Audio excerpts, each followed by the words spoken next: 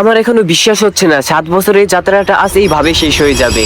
তো দীর্ঘ 7 বছর চলার পর ফাইনালি ডক্টর স্টোন অ্যানিমেটা 25 জুন তার লাস্ট এপিসোডের সাথে অফিসিয়ালি এন্ড হয়ে যায়, and it was absolute masterpiece.